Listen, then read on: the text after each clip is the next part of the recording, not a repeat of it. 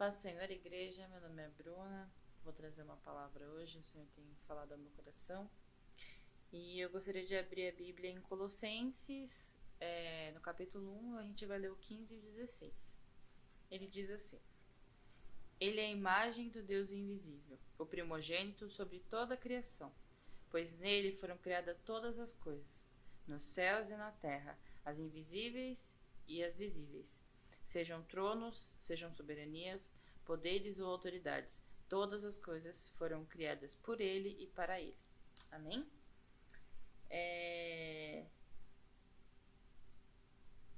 Essa passagem ela fala sobre Jesus, né? E que ele é a imagem do Deus invisível e que nele foram criadas todas as coisas. E eu comecei a preparar essa mensagem porque Deus começou a falar muito ao meu coração com um louvor, né? Tem um louvor, acho que é do Casa Worship, se eu não me engano, que ele fala: eu te vejo em tudo, né? Na formação das nuvens tem você. E eu comecei a pensar nisso.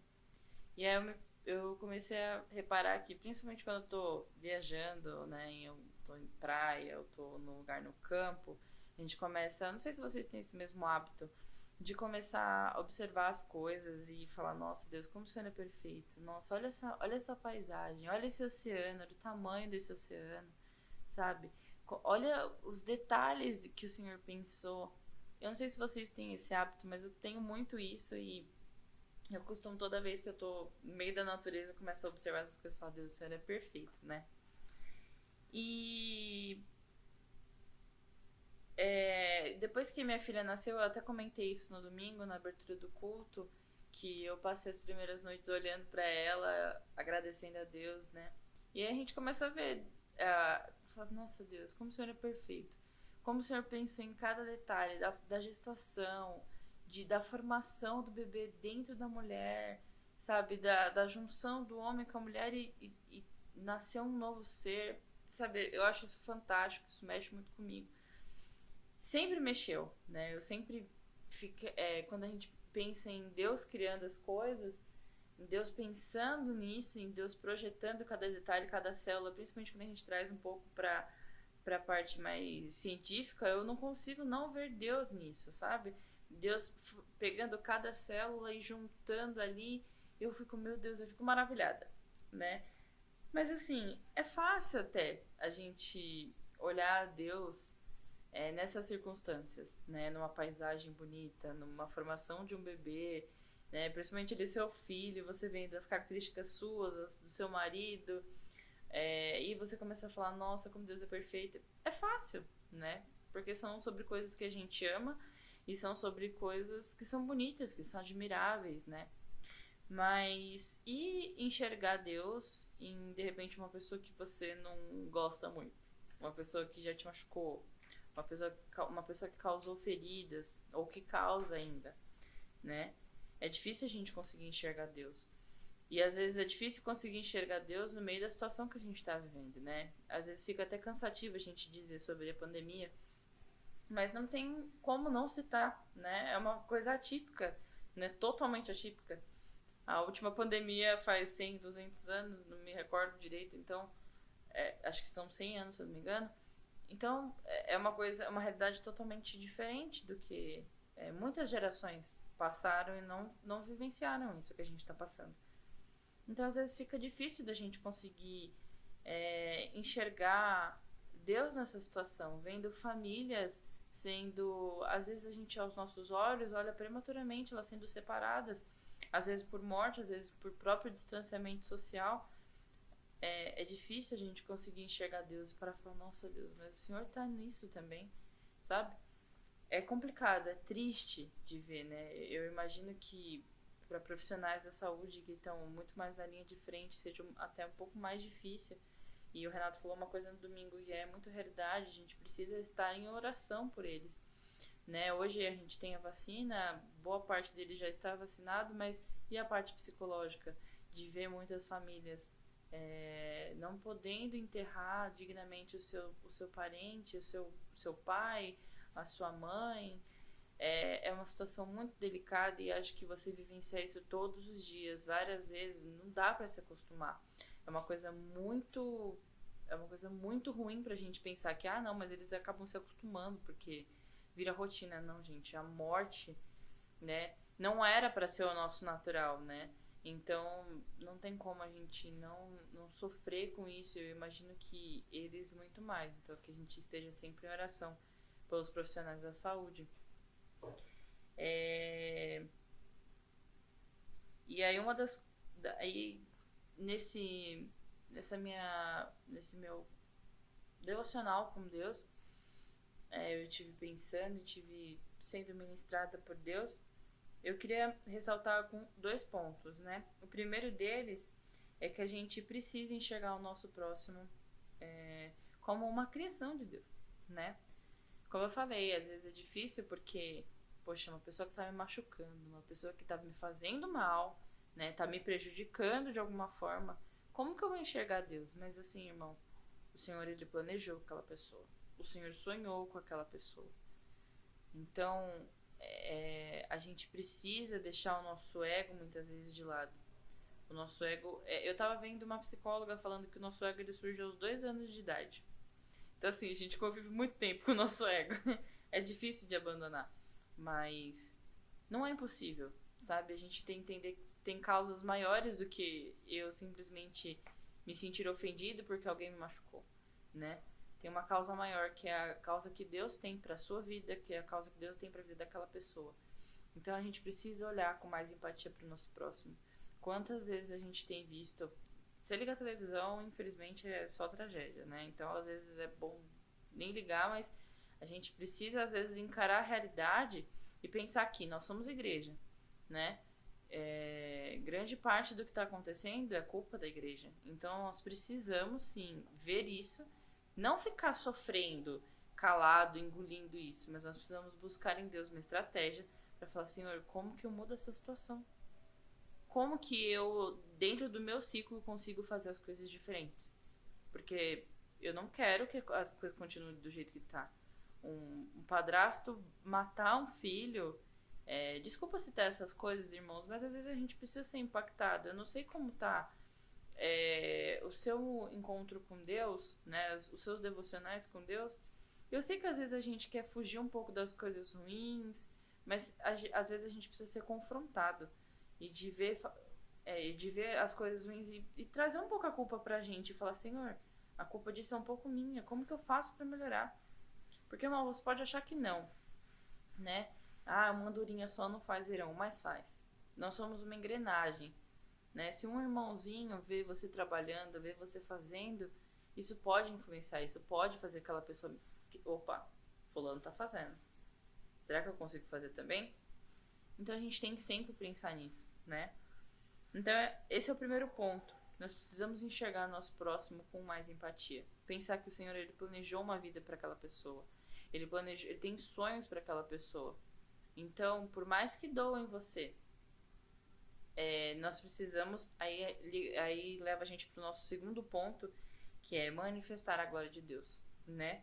Em Romanos 8, do versículo 18 ao 21, diz assim: Considero que os nossos sofrimentos atuais não podem ser comparados com a glória que em nós será revelada. Presta atenção nesse versículo. Considero que os nossos sofrimentos atuais não podem ser comparados com a glória que em nós será revelada. A natureza criada aguarda, com grande expectativa, que os filhos de Deus sejam revelados, pois ela foi submetida à inutilidade. Não pela sua própria escolha, mas por causa da vontade daquele que o sujeitou, na esperança de que a própria natureza será libertada da escravidão, da decadência em que se encontra. Recebemos a gloriosa liberdade dos filhos de Deus. Você percebe a profundidade desse versículo?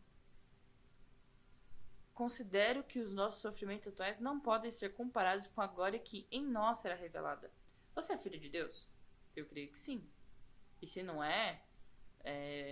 manda uma mensagem aí pelo YouTube, porque alguém vai entrar em contato com você pra gente fazer uma oração de salvação. Mas você sendo o filho de Deus, você entende a profundidade disso? A glória de Deus vai ser revelada através de nós. E a natureza criada aguarda com grande expectativa. O que eu entendo sobre a natureza criada? As pessoas que ainda não foram alcançadas. Como eu disse antes, eles são criação de Deus. Eles são um plano de Deus. Eles são um sonho de Deus. Então a natureza criada, ela anseia com expectativa o nosso despertar. O seu despertar. Pois ela foi submetida à inutilidade.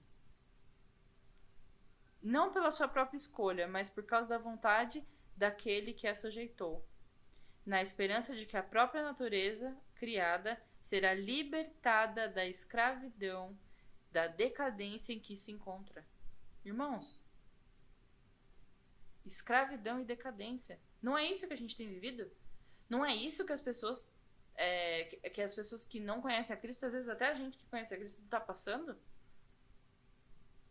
É através do nosso agir. É o manifestar da glória de Deus através de nós que vai trazer essas pessoas à tona, que vai despertar essas pessoas, vai tirar elas do cativeiro. É do seu agir, é do meu agir. Recebendo a gloriosa liberdade dos filhos de Deus. Irmãos, a gloriosa liberdade, o grande dia está chegando. Quer uma liberdade maior do que essa?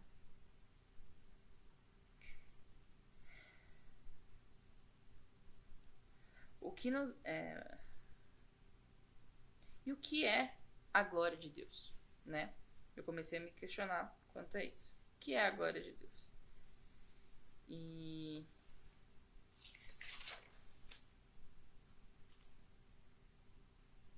o que é a glória de Deus? É a beleza do Espírito. E a glória revelada em nós, ela é a manifestação dessa beleza que emana do caráter de Cristo em nós.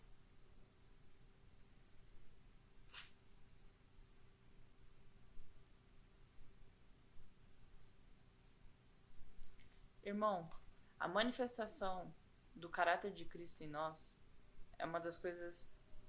eu sei que é uma das coisas mais difíceis que tem, porque é o que eu falei um pouco antes. Nós temos que deixar o nosso ego nós temos que diminuir quem nós somos para que Cristo prevaleça. Isso é uma escolha, né? A gente não consegue fazer isso 100% do tempo. A gente tem que buscar fazer. Quando a gente encontra uma dificuldade, a gente vê que a gente não está fazendo, é bom a gente voltar atrás. Opa, peraí, vamos lá.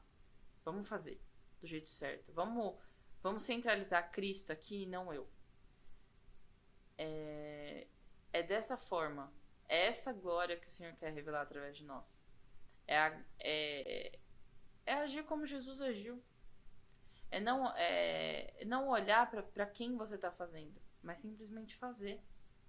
É ter empatia. A dor da pessoa não necessariamente vai ser a sua dor, mas você tem que entender que dói nela.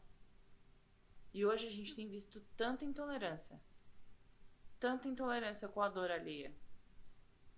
Ah, mas não aconteceu nada perto de mim. Ah, mas ninguém morreu de Covid perto de mim. Ninguém na minha família morreu, graças a Deus. Mas não significa que as pessoas não estejam morrendo. Ah, é porque a imprensa, ela diminui, ela aumenta o número de mortes. Irmãos, independente de a imprensa aumentar ou não, estão morrendo pessoas. São pessoas que já parou pra pensar que possivelmente perderam a salvação? Porque a gente não agiu. Eu não tô aqui pra defender ninguém, pra dizer quem tá certo ou quem tá errado. Mas os argumentos que eu tenho visto, principalmente na internet, que a gente... quando se trabalha com internet, a gente vê muita coisa, são esses. Ah, eu não vejo perto de mim, então não existe. Não é isso. As pessoas morrendo pelo tom da sua pele, eu nunca vi isso. Não significa que não aconteça. Irmãos, a gente precisa ser reflexo. A gente precisa ser referência. Billy Graham falava, eu já citei algumas vezes em algumas pregações, nós somos a Bíblia que o mundo lê. Se nós nos posicionarmos de forma que atinge o meu próximo, como que as pessoas vão enxergar Cristo em nós? Como? Não existe, não tem como. E eu queria terminar a pregação lá em Zacarias 4:6. Esta é a palavra do Senhor para Zorobabel. Não por força, nem por violência, mas pelo Espírito, diz o Senhor dos Exércitos. Não é a Bruna falando que as pessoas vão mudar. É o Espírito de Deus. Como eu deixo o Espírito fluir? É deixar a glória manifestar através de mim. Nós somos vaso. Eu falei que era o último versículo, mas tem um aqui que eu acho legal a gente citar. Então, eu falei que era o último versículo, mas eu queria ler só mais um. É em 2 Coríntios 4:7. Diz assim: Mas temos esse tesouro em vasos de barro, para mostrar que o poder, que a tudo excede, provém de Deus e não de nós. É mais uma prova de que a glória de Deus ela é manifesta através de nós. Né? Assim como diz em Zacarias, não é pela nossa força, mas é pela palavra de Deus. Então, se deixe ser usado, se deixe ser vaso. E não só um vaso que retém tudo, mas um vaso que transborde a glória de Deus. Né? Então, os 2 pontos que eu queria ressaltar na pregação eram esses. Que nós temos que olhar o nosso próximo, enxergar como uma criação de Deus e lembrar que o Senhor tem planos para aquela vida. E aí, manifestar a glória de Deus. Agindo e tratando aquela pessoa como igual, como eu mesmo. Ama teu próximo como a ti mesmo. Amém, irmãos? Essa é a palavra. Eu gostaria de fazer uma breve oração. Feche os teus olhos. Pai, nós te agradecemos, Senhor, pela tua palavra. Te agradecemos, Senhor, pelo teu Espírito Santo, pela tua misericórdia que se renova todos os dias nas nossas vidas. E pela tua graça, Senhor, que é um favor imerecido sobre nós. Pai, em nome de Jesus, alcance cada um que esteja vendo esse vídeo. Senhor, que nós possamos, Senhor, ter mais empatia, que possamos olhar o nosso próximo, Senhor, como uma criação, Senhor. Lembrar, Senhor, que essas pessoas, o Senhor tem um plano, o Senhor tem um propósito, Senhor. E que mesmo, Senhor, que eu me sinta ferida, mesmo que eu me sinta machucada, eu possa manifestar a tua glória, Senhor. E que vidas possam ser transformadas, Deus. Em nome de Jesus. Amém. Deus abençoe, irmãos, e até a próxima.